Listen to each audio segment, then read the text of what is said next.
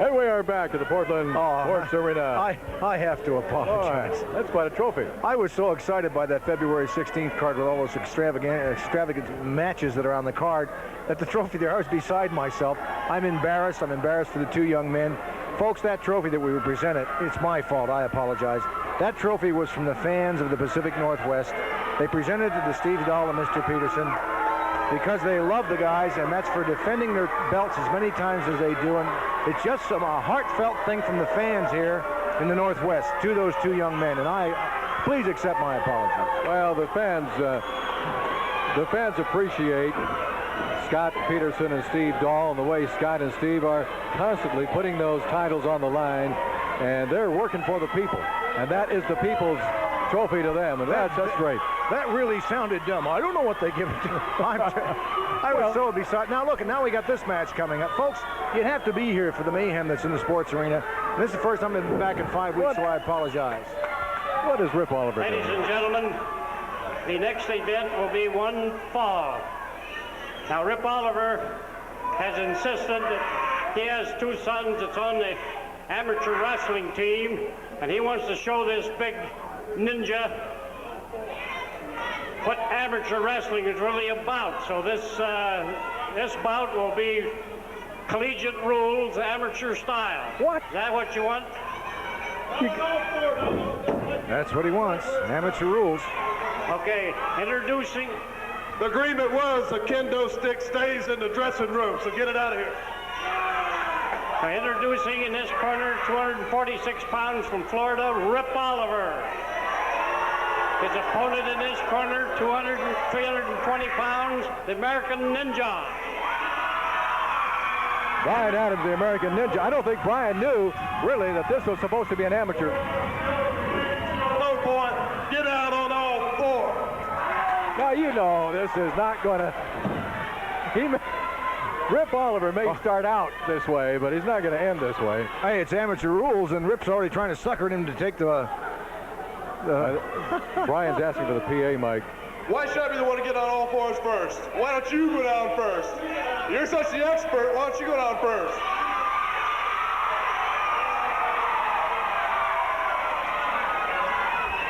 Well, you know how to keep points on this thing, Dutch. Let's keep score. Oh, yeah. Now, if Rip Oliver gets the upper position and Brian decides to make an escape and he gets clean away, they may give him a point for his effort, they may not. But if Ripper takes him over and gets him on his back, he's going to get 2 points. And then if he starts controlling him, the points build up after that. Here's a flip of the toss to see who goes down and who is up in this one. Rip Oliver lost the toss. He's going to have to get on all fours first. Well, some of the people that are watching have no idea what amateur wrestling is about, so I'm just going to be just very unacademic. And if the coaches laugh at me for saying what I'm going to say, that's fine then. But Rip's going to have to take the first position. He's going to have to get down on all fours. The old ladies that are, and the little old ladies and the little old men that are sitting at home that have never seen an amateur match. Rip's in the lower position. Brian's going to have to get in behind him. Well, and try to roll Rip over or get him over on his back and try to pin him. Welcome to Portland Amateur Wrestling, ladies and gentlemen, for the Portland Sports Arena.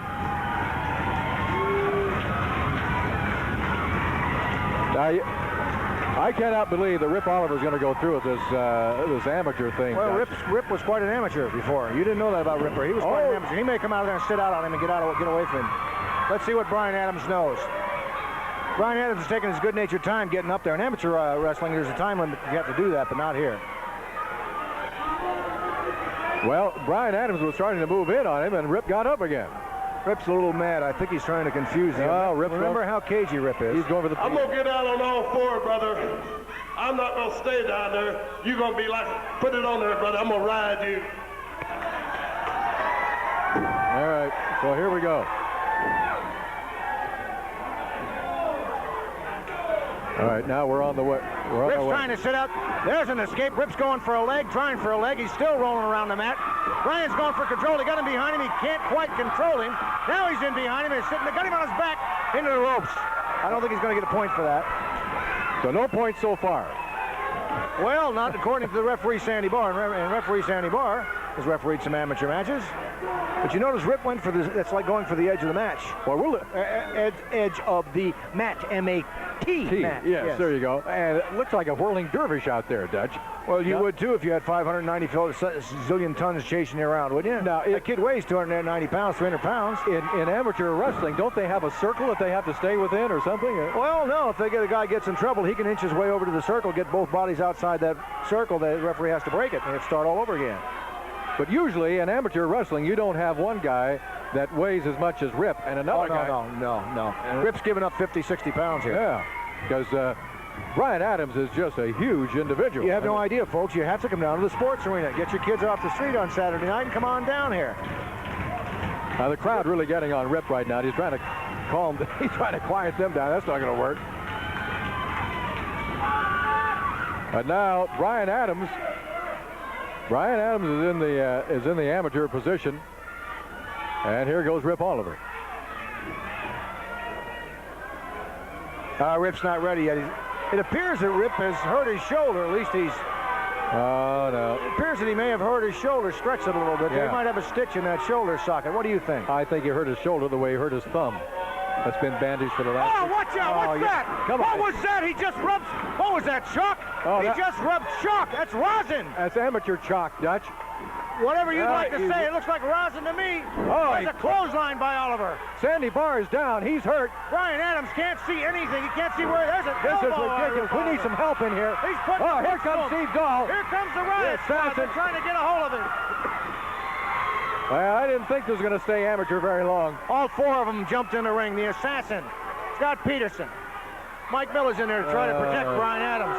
What a dirty trick Oliver pulled on Brian Adams. Rubbing that chalk in his eyes, you can't see. Yeah, Brian was temporarily blinded there by all that shock. And now Rip Oliver going back. He's feeling pretty proud of himself. Going back He's to the gloating, dressing room. isn't he? He's really gloating as he goes really back. is, yeah. Well, but you got to admit, he suckered Brian Adams right smack into that thing. Now, you knew that Rip Oliver was no way was he going to fight an amateur bout. Well, you can smell that stuff all the way up here. Oh, yeah, it's potent stuff. Man. Don, you've been around here for the last 5 weeks, and I've been off for five or 6 weeks here. I've been down here. And I returned to the same thing. Oliver hasn't changed one bit, has he? No, it's the same old Rip Oliver. We will be back with more after this timeout. Wrestling action returns Thursday night to the Hood River Middle School starting at 8 p.m. The Willie Junker Jr. benefit is to help this young man's medical bills. 2 exciting championship matches headline this exciting card, along with the rock and roll sounds of your favorite wrestlers. Don't miss this very special night, Thursday at the Hood River Middle School, the Billy Junker benefit. Advance tickets at these locations.